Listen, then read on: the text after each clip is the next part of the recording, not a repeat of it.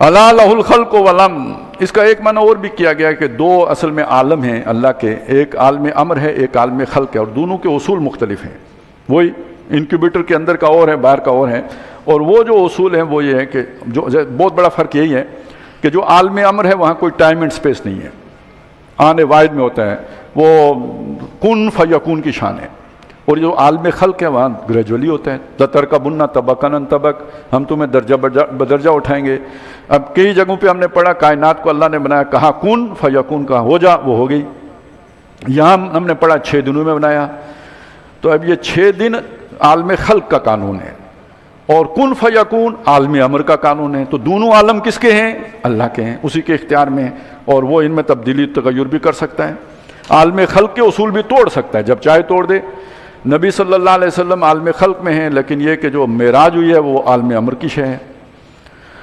عالم خلق کا معاملہ ہے موسیٰ علیہ السلام کا سمندر پار کرنا ہے، لیکن جس طرح کرایا گیا ہے وہ عالم امر کا مسئلہ ہے، قانون توڑ دیا نا، پانی سطح ہموار رکھتا ہے، نہیں رکھی، پہاڑ بن کے کھڑا ہو گیا علیحدہ علیحدہ، لہذا یہ دونوں عالم اللہ کے اختیار میں۔ تبارک اللہ رب العالمین، بابرکت اللہ جو جہانوں یعنی تمام عالموں کا رب ہے، رب العالمین ہے۔ یہ دو بڑے عالم تو ہمارے سامنے آ گئے، اور بھی اگر ہیں تو سب کا سارے مخلوقات جو ہے اس کا رب ہے وہ۔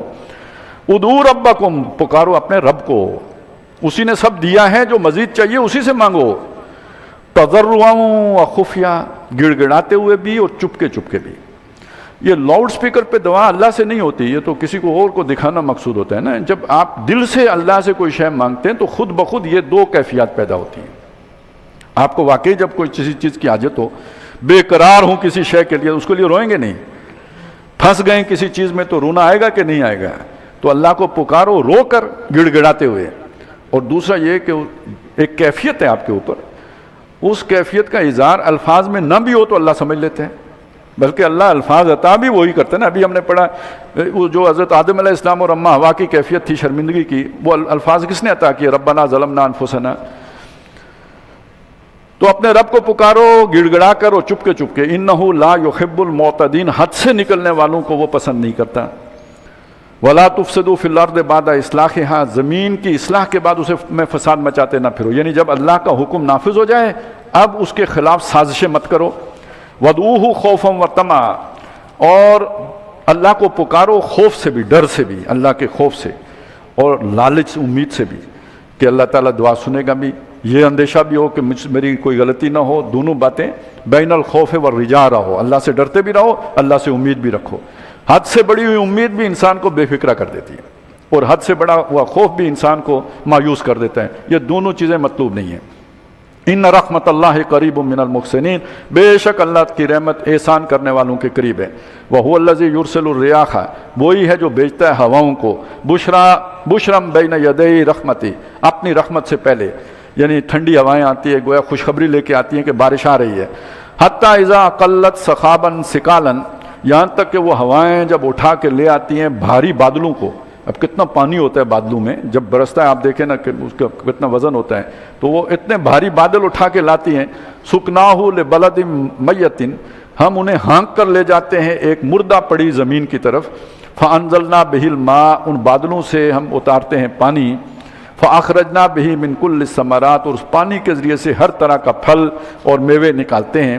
کذالک نخرج الموتى، یہ تمہاری آنکھوں کے سامنے ہوتا ہے، یہ مردہ زمین زندہ ہو گئی، قحط کے بعد گویا فصل لہلانے لگی، اسی طرح مردوں کو بھی زندہ کر لیں گے، ہمارے لیے کوئی مشکل نہیں ہے۔ لعلکم تذکرون، تاکہ تم سمجھو۔ اچھا ایک اور بات اس ساتھ ہی سمجھا دی، بارش ہوتی ہے تو ایک عمل تم اور بھی دیکھتے ہو، وہ کیا عمل ہے؟ والبلد الطیب یخرج نباتہ باذن ربہ، جب بارش ہوتی ہے تو وہ سرزمین یا وہ زمین جو طیب ہوتی ہے، یعنی کھیتی یا جس کو کسی نے بنایا ہوتا ہے، جسے سینچا ہوتا ہے، اس بارش کے نتیجے میں اس کی اچھی فصل، نباتات یا فصل اس سے اگاتی ہے۔ والذی خبث، زمین وہ بھی ہے لیکن خبیث زمین ہے، بنجر زمین ہے، بیکار زمین ہے۔ لا یخرج الا نقدا، اس بارش سے اس کے اندر سے سوائے گند کے یا وہ کہ جو کوئی کباڑ قسم کے جو چیزیں ہیں اس کے سوا اس سے ناقص چیزوں کے علاوہ کچھ نہیں نکلتا، کوئی فائدہ مند چیز اس سے نہیں نکلتی۔ اب یہ کیا مثال دی؟ یہ تو تمہارے ظاہری عمل ہے نا، یہ قرآن بھی ایک برکت والی شے ہے، جیسے بارش برکت والی شے ہے، وہ برستی ہے زمین کے اوپر، یہ برس رہا ہے تمہارے دل کے اوپر.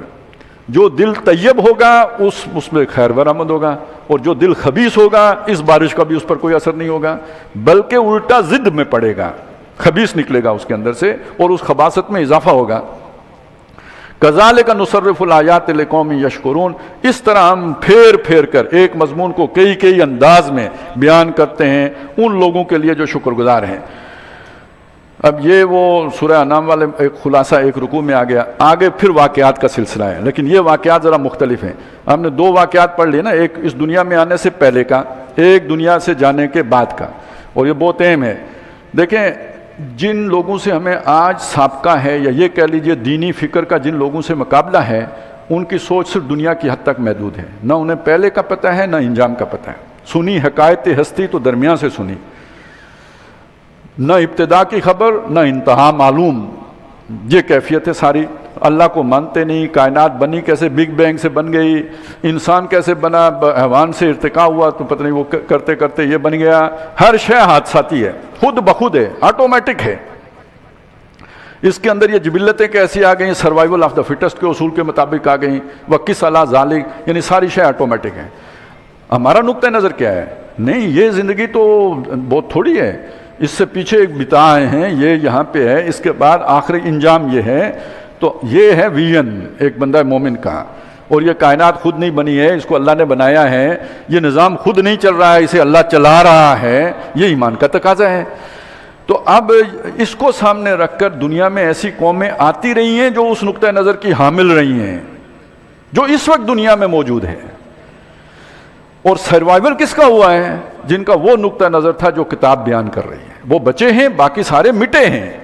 اس کا ثبوت ہے جو ہمارے سامنے پیش کیا جا رہا ہے کہ یہ ذرا جو دنیا کے ان واقعات پر تو نظر ڈالو. چلیں، وہ غیب کی باتیں ہیں جو پیچھے گزر گئی ہیں، آگے جو آنے والی ہیں وہ بھی غیب کی باتیں ہیں، لیکن یہ تو دنیا کی تاریخ ہے، یہ تو تمہارے سامنے کی باتیں ہیں. لقد ارسلنا نوحا، ہم نے نوح کو بھیجا، الی قومہ، ان کی قوم کی طرف. فقال یا قوم، انہوں نے آ کے کہا میری قوم، اعبدوا اللہ، اللہ کی عبادت کرو، ما لکم من الہ غیرہ، جس کے سوا تمہارا کوئی الہ نہیں ہے. الہ مالک، الہ پالنہار، الہ مشکل کشا، الہ وہ جو داتا، اور الہ حاکم. یہ اس کے اللہ کے سوا تمہارا اور کوئی بھی نہیں ہے. انی اخاف علیکم عذاب یوم عظیم، مجھے خطرہ ہے تمہارے بارے میں ایک بڑے دن کے عذاب کا. یہ دنیا کے عذاب کی بات ہو رہی ہے، یہ آخرت کے عذاب کی بات نہیں ہے. تمہاری حرکتوں سے تم پر دنیا کا عذاب آئے گا. قال الملأ من قومہ، ان کے قوم کے جو سردار تھے، اس وقت کی جو رولنگ ایلیٹ تھی، اس نے کہا انا لنراک فی ضلال مبین، نو ہم سمجھتے ہیں کہ آپ کھلی گمراہی پہ ہو. یہ کوئی جو آپ بات کر رہے ہو ہونے والی بات ہے، یہ چلنے والی باتیں نہیں، پرانے وقتوں کی باتیں ہیں جو آدم علیہ السلام کے دور میں چل سکتی تھی. اس ماڈرن ایرا میں یہ چلنے والی بات نہیں ہے. ہم سمجھتے ہیں کہ آپ بالکل گمراہی میں پڑے ہوئے ہو. قال یا قوم، انہوں نے فرمایا میری قوم، لیس بی ضلالۃ، مجھے کوئی گمراہی لائق نہیں ہے، ولکنی رسول من رب العالمین، بلکہ سارے جہانوں کا جو رب ہے اس کا فرستادہ ہوں. اس نے بھیجا ہے مجھے تمہارے پاس سمجھانے کے لیے. اب ان کو کدھر سے سمجھ میں آئے گی؟ دیکھیں یہ کوئی عجیب باتیں نہیں ہیں. آپ آج دیکھیں گے جو لوگ یعنی جسے کہتے ہیں نا کوئی کام کر رہے ہیں، جو دنیا کا انتظام و انصرام چلا رہے ہیں، ان کے سامنے آپ اللہ کی آیت پیش کریں، وہ اگر منہ سے نہ بھی کہیں مسلمان ہوں گے، تب بھی ان کا نقطہ نظر یہی ہوگا کہ یہ آج چلنے والی بات نہیں ہے، پرانے وقت کی بات ہے. بے شک قرآن کی آیت بیان کرے. وہ بدنام بیچارہ مولوی ہوتا ہے، اس کو آپ پتھر ماریں، اس کیا ہونا ہے. قرآن کے خلاف بات کریں تو وہ توہین مذہب لگ جائے گی، اور بندہ جو ہے نا وہ لکی مروت چلا جائے گا، شیر افضل مروت کے پاس. تو اس لیے ڈر لگتا ہے، قرآن کے خلاف بات نہیں کرتے. لیکن یہ کہ وہ سارا غصہ جو قرآن پر ہے وہ مولوی پہ نکلتا ہے، کیونکہ قرآن خود تو نہیں بولے گا نا، مولوی بولے گا تو پتہ چلے گا قرآن کیا کہہ رہے ہیں.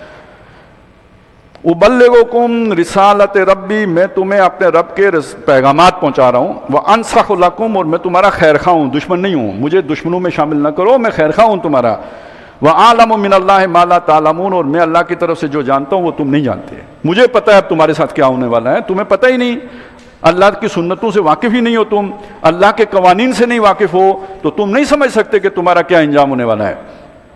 اَوَعَجِبْتُمْ، یہ بات کیا تمہیں بہت تعجب خیز معلوم ہوئی؟ ان جاءکم ذکر من ربکم علی رجل منکم، کہ تمہارے پاس تمہارے رب کی طرف سے کوئی یاد دہانی آئی ہے ایک ایسے شخص پر جو تم ہی میں سے ہے، یہ بات تمہیں عجیب لگ رہی ہے؟ لینذرکم، حالانکہ وہ اس لیے آئی ہے تاکہ وہ تمہیں خبردار کرے، ولتتقوا، تاکہ تم بچ جاؤ اس عذاب سے جو تم پر آنے والا ہے۔ سورہ نوح کی پہلی آیت یہ ہے نا، انا ارسلنا نوحا الی قومہ ان انذر قومک من قبل ان یاتیہم عذاب علیم، وہ عذاب علیم آنے سے پہلے پہلے ان کو خبردار کر دو۔ ولتتقوا، تاکہ تم بچ جاؤ، ولعلکم ترحمون، اور تاکہ تم رحم کیے جاؤ۔ فکذبوہ، انہوں نے اس کو جھٹلا دیا۔ اب یہاں یہ جو فا ہے نا، ہم کہتے ہیں پس تو اس میں تو کوئی وقت لگتا ہی نہیں محسوس ہوتا ہمیں، لیکن عالم خلق میں کتنا 900 برس کے بعد یہ بات ہوئی ہے۔ 900 برس وہ پہلی باتیں سمجھاتے رہے جو ابھی ہم نے پڑھ لی ہیں، اور اس کے بعد پھر یہ اگلی بات ہو گئی، انہوں نے اس کو جھٹلا دیا۔ فانجیناہ، تو ہم نے اس کو بچا لیا، والذین معہ، اور اس کے ساتھیوں کو بھی۔ وہ کتنے تھے؟ جو اس زمانے کی کشتی پہ سوار ہو گئے، چند لوگ تھے جو ان پر ایمان لائے، باقی ساری قوم نے انکار کر دیا۔ فی الفلک، ان کو بچایا کشتی میں، وَأَغْرَقْنَا الَّذِينَ كَذَّبُوا بِآيَاتِنَا، اور ہم نے غرق کر دیا ان لوگوں کو جنہوں نے ہماری آیات کو جھٹلایا تھا۔ إِنَّهُمْ كَانُوا قَوْمًا عَمِينَ، وہ ساری اندھوں کی قوم تھی۔ بہت سمجھایا، نہیں سمجھے؟ اچھا یہ سنیں اب آپ سوچیں، نبی صلی اللہ علیہ وسلم وہ کہہ رہے ہیں، قرآن کہہ رہا ہے کہ آپ کی قوم نے جھٹلا دیا، یہ اللہ کی طرف سے حق ہے، وَكَذَّبَ قَوْمَكَ، اور تیری قوم نے اس کو جھٹلا۔ اب اس کا مطلب کیا ہے؟ یہ مطلب ہے اس کا، جب یہ جھٹلا چکے تو پھر اس انجام سے دو چار ہوں گے جس انجام سے قوم نوح دو چار ہوئی ہے۔ وَإِلَىٰ عَادٍ أَخَاهُمْ هُودًا، اس کے بعد یہ حضرت نوح علیہ السلام کے 3 بیٹے تھے، اور اسی سے پھر پوری دنیا میں کہا جاتا ہے کہ انہیں آدم ثانی بھی کہا جاتا ہے، کہ دنیا میں یہ سارے انسان پھیلے ہیں۔ یہ جو حضرت سام تھے ان کے ایک بیٹے، ان کی نسل ہے جو اس علاقے میں جا کے، جسے وہ عاد کا علاقہ ہے یا جو یمن کے، بلکہ اب جو سعودی عرب کا یہ جسے الرب الخالی کہتے ہیں، یہ جو بڑا صحرا ہے ان کا، جو جس میں بندہ دھنس جاتا ہے، یعنی ریت بہت باریک ہے، پاؤں ٹکتے نہیں، اندر چلے جاتے ہیں، تو یہ وہ علاقہ ہے جو قوم عاد کا علاقہ تھا۔ تو ان کی طرف ان کے بھائی حضرت ہود آئے ہیں۔ قال یا قوم، انہوں نے آ کے کہا ہے میری قوم، اعبدوا اللہ، اللہ کی عبادت کرو، ما لکم من الہ غیرہ، اس کے سوا تمہارا کوئی معبود نہیں ہے، افلا تتقون، تو کیا تم ڈرتے نہیں ہو؟ قال الملأ الذین کفروا من قومہ، ان کی قوم وہ کافر جو سردار تھے، بڑے وہی لوگ جو ملک کے انتظام چلا رہے تھے، انا لنراک فی صفاحۃ، وہ نے کہا ہم تو آپ کو بیوقوف پاتے ہیں، مطلب کوئی آپ نے سوجھ بوجھ نہیں ہے، بالکل آپ عاری محسوس ہوتے ہیں سوجھ بوجھ سے، وَإِنَّا لَنَظُنُّكَ مِنَ الْكَاذِبِينَ، اور ہمیں یقین ہے کہ آپ جھوٹ بول رہے ہیں، اللہ کی طرف سے یہ پیغام نہیں آ سکتا۔ یہ اتنی جو ہماری خواہشات سے مختلف اللہ کے احکامات کیسے ہو سکتے ہیں؟ تو یہ اللہ کا حکم نہیں ہے، آپ جھوٹ بول رہے ہیں۔ قال یا قوم، انہوں نے فرمایا میری قوم، لیس بی صفاحۃ۔ اچھا آپ سوچیں کیا ان کے لیڈر یہ جو بات کہہ رہے ہیں واقعی یہی بات مانتے ہیں؟ اگر واقعی ایسا ہوتا تو پھر حجت کہاں قائم ہوئی ہے؟ قرآن کہتا ہے بہت اور جگہوں پہ بتایا، نہیں انہیں پتہ ہے اصل حقیقت کیا ہے، تو پھر یہ بات کیوں کہتے ہیں؟ یہ بیانیہ ہے عوام کے لیے کہ ہم تو نیک لوگ ہیں، ہم غلط لوگ نہیں ہیں، ہم اللہ کے دین سے بغاوت کرنے والے لوگ نہیں ہیں، لیکن یہ جو بندہ دعویٰ کر رہا ہے یہ ٹھیک آدمی نہیں ہے۔ قال یا قوم، انہوں نے فرمایا میری قوم، لیس بی صفاحۃ، مجھے کوئی بے وقوفی لائق، بے عقلی لائق نہیں ہے، ولکنی رسول من رب العالمین، بلکہ سارے جہانوں کے رب کی طرف سے فرستادہ ہوں۔ ابلغکم رسالات ربی، میں اپنے رب کے پیغامات تمہیں پہنچا رہا ہوں، وانا لکم ناصح امین، اور میں تمہارے لیے ایک خیر خواہ ہوں اور معتبر ہوں، قابل اعتماد ہوں۔ اب عجبتم ان جاءکم ذکر من ربکم علی رجل منکم، کیا یہ بات تمہارے لیے باعث تعجب ہے، حیران کن ہے کہ تم ہی میں سے ایک آدمی پر اللہ کا پیغام اترا ہے؟ یعنی یہ انسانوں کے لیے ہمیشہ پریشان کن رہا، اللہ کا پیغام یا تو اللہ خود لے کے آیا یا فرشتے لے کے آئے، انسان کیوں لے کے آیا؟ تو پہلے اس وجہ سے نہیں مانتے تھے کہ انسان کے پاس نہیں آ سکتا، جنہوں نے مان لیا انہوں نے کہا انسان نہیں ہو سکتا، یہ بات ایک ہی ہے، وہ اس کی شکلیں دو ہو گئیں۔ لینذرکم، اور اس لیے تاکہ وہ تمہیں خبردار کریں، واذکروا اذ جعلکم خلفاء من بعد قوم نوح، اور یاد کرو جب اس نے تمہیں زمین کی جانشینی دے دی قوم نوح کے بعد، یعنی اس کے بعد تم آئے ہو، اب زمین کے مالک تم بنے پھرتے ہو۔ वज़ादकुम फिल खल्क़ बस्ततन, और उसने तुम्हें बदन का बहुत फैलाव अता किया। कहते बहुत ही ये जो है ना ताकतवर कौम थी और कदावर कौम थी। और कुरान में ये भी है जब वो गिरे पड़े थे तो ऐसे जैसे खजूरों के तने हों, बहुत लंबे लंबे लोग थे। फ़ज़्कुरू अल्लाह, तो अल्लाह लअल्लकुम तुफ़्लिहून, अल्लाह की नेमतें याद करो ताकि तुम फला पाओ। कालू अजैतना लिनाबुदल्लाह वहदहू, उन्होंने कहा अच्छा आप हमारे पास इसलिए आए हैं हम अकेले खुदा की इबादत करें। यानी ज़्यादा महबूब हूँ किसी के भी तो ज़िंदगी के अंदर उतनी ही भूकलमुनी होती है, वैरायटी होती है। आज एक खुदा कल दूसरा खुदा, इससे दिल भर गया तो उससे लो लगा ली। तो एक वाहिद व नज़रा माँ काना याबुदु आबाओना, और जिनकी हमारे बाप दादा बंदगी करते हैं उन सबको छोड़ दें, सब से कतई ताल्लुक़ करके एक के हो जाएं। फातिना बिमा ताउदना, ये हमसे नहीं हो सकता तो ले आओ जिसका तुम हमसे वादा कर रहे हो। इन कुंता मिनस, यानी अजाब ले आओ अगर इन कुंता मिनस सादिकीन, अगर आप सच्चों में से। काला कद वका अलैकुम मिन रब्बिकुम रिजसुन, उन्होंने फरमाया तुम्हारे रब की तरफ से तुम पर गंदगी उतर चुकी है। ये कौन सी गंदगी है? जो हमने पीछे पढ़ा था कि जिसको अल्लाह ताला गुमराह करता है उसके सीने को तंग कर देता है। यस्सादु फिस समा, जो ऐसे होता है जैसे गोया आसमान पर चढ़ रहा हो। कज़ालिका यजअलुल्लाहु रिजसन अलल्लज़ीना ला युमिनून, इस तरह अल्लाह ताला गंदगी डाल देता है उन लोगों के ऊपर जो ईमान नहीं लाते। तो तुम पर वो रिज्स उतर चुका, व गज़बुन, और उसका गज़ब भी। अतुजादिलूननी फी अस्माइन सम्मैतुमूहा, तुम मुझसे बहस कर रहे हो महज उन नामों के बारे में जो तुमने खुद रख लिए हुए हैं, इनकी कोई हकीकत नहीं है, ये तुमने खुद गढ़े हैं। अंतुम व आबाओकुम, तुमने और तुम्हारे बाप दादे ने, मा नज़्ज़लल्लाहु बिहा मिन सुल्तान, इनके लिए अल्लाह ताला ने कोई दलील नहीं उतारी, कोई सुल्तान नहीं है। फंतज़िरू, तो इंतज़ार करो, इन्नी माअकुम मिनल मुंतज़िरीन, मैं भी तुम्हारे साथ इंतज़ार करने वालों में से हूँ। फ़अनजयनाहु, तो हमने उसको भी बचाया, वल्लज़ीना माअहु, जो उसके साथी थे यानी ईमान वाले, उनको भी बचाया, बिरहमतिम मिन्ना, अपनी खुसूसी रहमत से। वक़ताना दाबिर अल्लज़ीना कज़्ज़बू बिआयातिना, और जड़ काट दी हमने उस कौम की जिसने हमारी आयात को जुटलाया था। वमा कानू मोमिनीन, और ईमान लाने वाले नहीं थे। अब आप सोचें ये किस्से सुनाए जा रहे हैं या इबरत का सामान बताया, यानी सबक के लिए ये सारा कुछ किया जा रहा है। ये महज किस्सा कोई नहीं है, बल्कि इस कौम को डराया जा रहा है कि तुम अल्लाह की आयत का इनकार करते हो, जिन कौमों ने पहले आयत का इनकार किया वो किस इंजाम से दो चार हुई हैं। इसको समझेंगे तो नबी सल्लल्लाहु अलैहि वसल्लम की वो बात समझ में आएगी, शय्यबतनी हूदुन व अख़वातुहा, सूरह हूद और उसकी बहनों ने मुझे बूढ़ा कर दिया है। वइला समूद अख़ाहुम सालिहा, ज़ाहिर है इन पर जब अजाब आया उसके बाद अल्लाह ताला ने जिनको बचाया उनमें से एक कौम वो है कि जो जाके हिजर के इलाके में आबाद हुई, उसे कौम समूद कहते हैं। यानी ये जो बोहराए अखबर है इसके साहिल के साथ जो सऊदी अरब का इलाका है, यहाँ जाके ये कौम आबाद हुई। वो इन्हें आद सानी भी कहा जाता है और समूद भी कहा जाता है।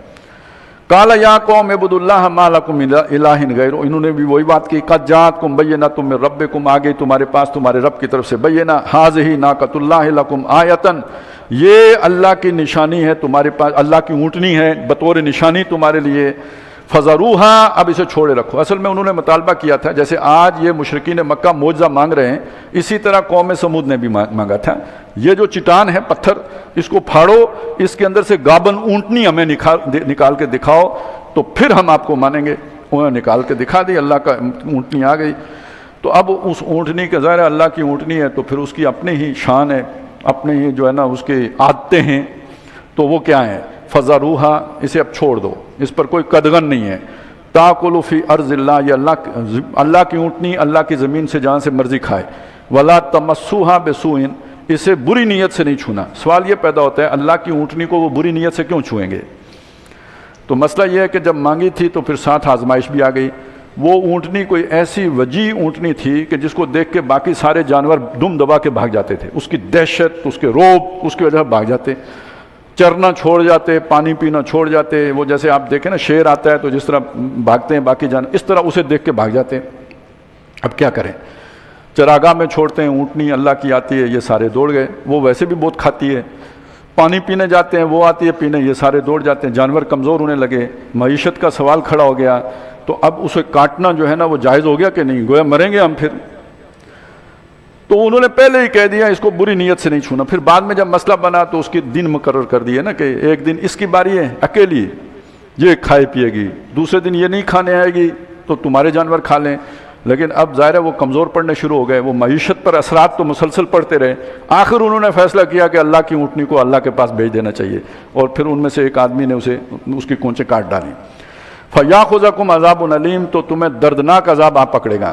وَاذْكُرُوا إِذْ جَعَلَكُمْ خُلَفَاءَ مِن بَعْدِ عَادٍ، یاد کرو کہ جب اللہ نے تمہیں قوم عاد کے بعد زمین کی جانشینی عطا کی، وَبَوَّأَكُمْ فِي الْأَرْضِ، اور تمہیں اس نے ٹھکانہ فراہم کیا زمین پر، تَتَّخِذُونَ مِن سُهُولِهَا قُصُورًا، اس کی جو ہموار جگہ ہے اس پہ تم بناتے ہو محلات، بہت بڑے بڑے محل تعمیر کرتے ہو، وَتَنْحِتُونَ الْجِبَالَ بُيُوتًا، اور پہاڑوں کو تراش کر کے تم بناتے ہو رہنے کی جگہ۔